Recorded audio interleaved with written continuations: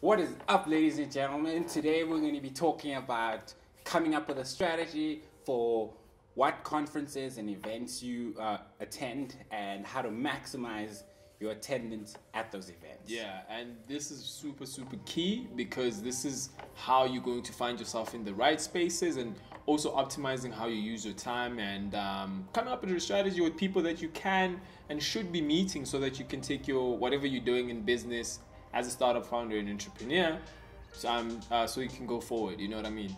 Yeah. Cool. Let's get into it. Welcome to a brand new episode of the New Frontier, where we talk about startup tips, tricks, and any advice that we have. And yeah, so my name is Lungile. I'm Nkululeko. Events, right? I mean, obviously there's a lot of conferences everywhere, every 5 minutes. Every week, there's even others where people want to tell you your future, and I'm just like, I'm not. Personally, I'm not. You don't rock with that. Yeah. I think it's important to attend events, obviously, to get that new information, to meet people and spread your network. I think, let's say if you work in the creative field, it might be great to go to a lot of creative events and conferences, but also maybe try to go to different events so you can meet people outside of your space. The world, because you never know what might happen, you know. True, and that's very important. And the one thing, for instance, I like that example of the people that work in the creative field, because most of the time for us that work in the creative field, we find ourselves servicing a lot of companies in different industries. Mm-hmm. So for you to be a better creative or a better service provider, it's always good for you to go to a mining event or conference, so you can understand some of the core business challenges or how the people that actually work in that industry think. Mm-hmm. So you as a creative can then develop with a very strategic and a very rooted and grounded understanding of how the industry functions, can design and come up with better solutions that speak to what they are doing. And you might score some clients. So it's nice to stick to what you know about creativity or film and tech, all the cool, sexy stuff.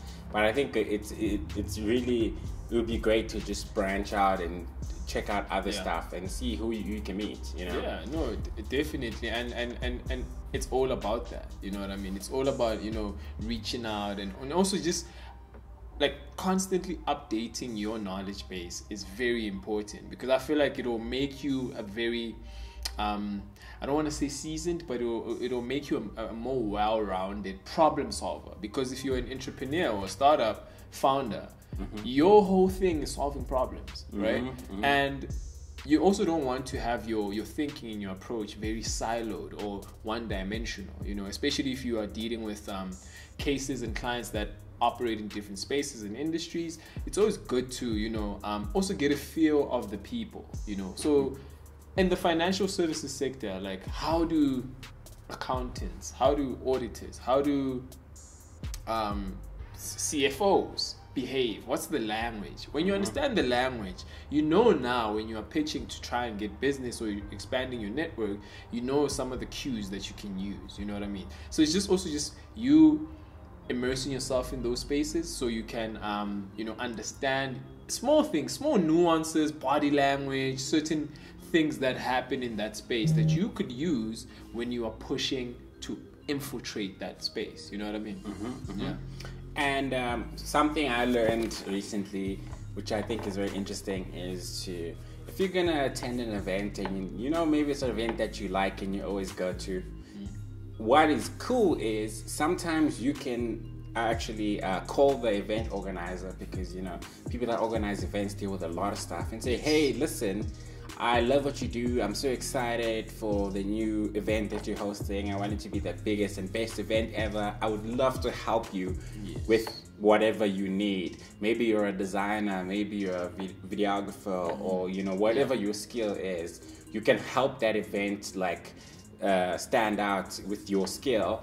And then what happens in that scenario, you end up having better access to the event. So the organizers might give you like a, you know, VIP badge, and then you get to meet the speakers. Maybe you even get to know who the speakers are. So now instead of being a normal attendee, you are a contributor and you're on the inside of the event. Yes. So, you know, after the event, there's usually like a dinner or cocktail party that they have with the speakers. Maybe then you can be able to like hook up with those people and network with them. So and you can sell yourself there, you know. I think that's also a very great point that you're mentioning, is that like, even if you did, for instance, buy a ticket or got access into the event, you can also still have an opportunity where you can do more, you know, do more, offer value up front. And I know you firmly believe in offering value up front, so that obviously that value can translate and come back to you later. You know what I mean? So if you have access to some of the speakers, and often these speakers and panelists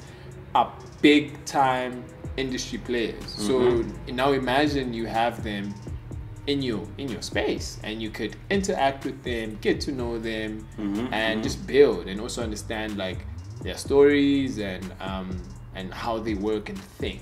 You know? And also, I mean, as I said, you get a lot of access. I had like an opportunity. I did it like unknowingly. I went to the photo and video experience, emailed them and said, hey, I'd like to come shoot your event for my YouTube channel. And the guy was like, come now, dude.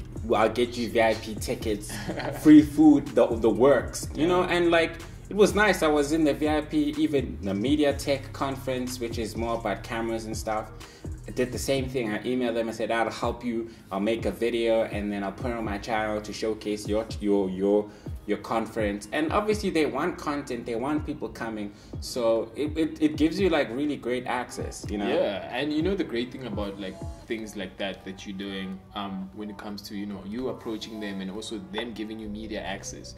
But then what that allows you to do is to build case studies. Those case studies you can use to pitch for even bigger conferences, and then you can just display that, we actually can do this, and we can actually partner with these conferences for generating content, because content is king. And they, as much as those people may not be well versed in the content world, but they understand its power and its importance. So when you do that and you reach out more than just being a delegate or an attendee, and you offer that value, you are also like unknowingly creating case studies, you know what I mean? And also when you're done, if for instance you are doing something on social media and you post the content, that data that you get, the views, how many people watched, where those people are, you can send it back to them as feedback. And then you know that the next year, if it's an annual event or a biannual event, they're gonna call you, you know? And that's when that happens, what happens?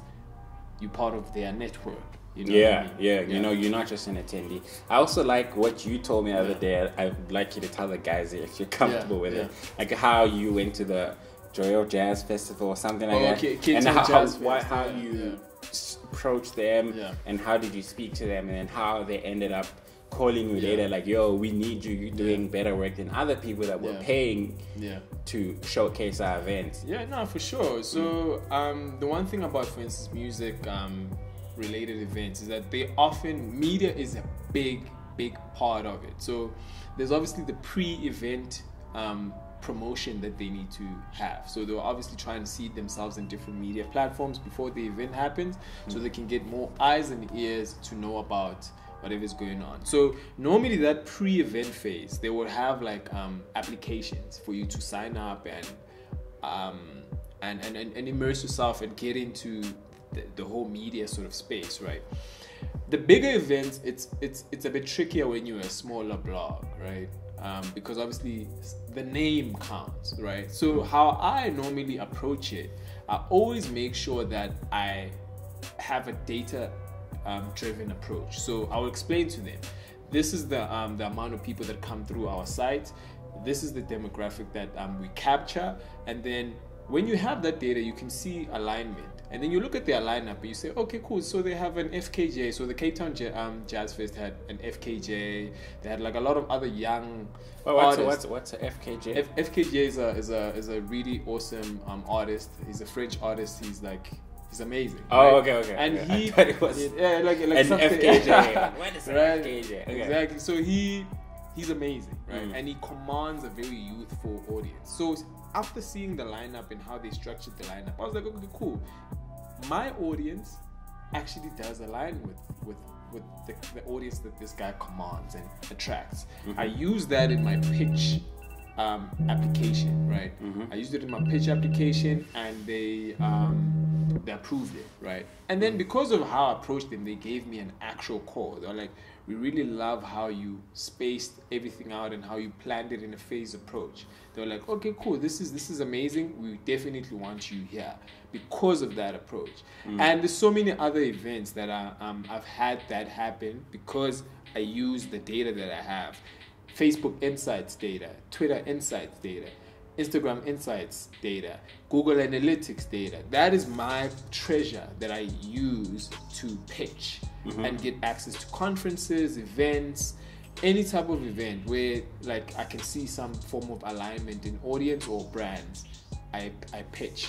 Same thing happened with the Ongea Summit in Nairobi, Kenya. It was the same thing. I pretty much provided a very data-driven approach, and these are numbers and data that we all have, and it's fact. You know what I mean? So yeah, I mean, I think that's the long and the short of it, and it can happen. You just need to drill down and also mine your data, and then also find a very nice angle where you can deliver that value beforehand. Have a very strategic and a properly planned approach. Even how you email, don't be very informal. Like, state your intentions. Right? Yeah, exactly. From the get-go, first 2 lines, they know who you are, what you are.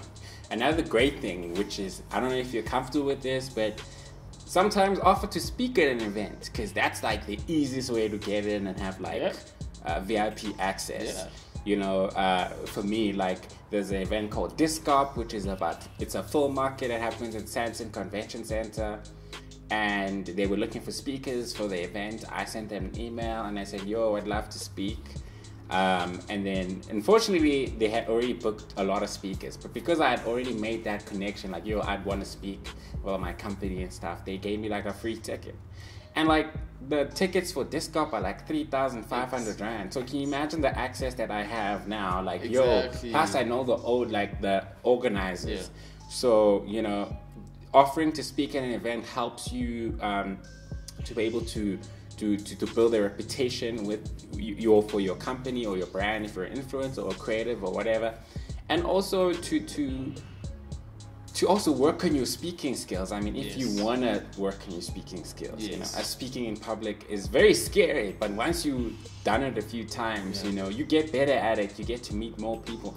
More people get to know you and know more about your company. Then you can get more business. So that's another way to approach events. You know, go volunteer to speak. You know, and if you're scared of speaking, join a Toastmasters, which is like an event where people practice their public speaking in front of like-minded individuals, and they, you know, and then by the time you said a couple of speeches in front of strangers, then, you know, you're much more of a better speaker and you can put yourself out there.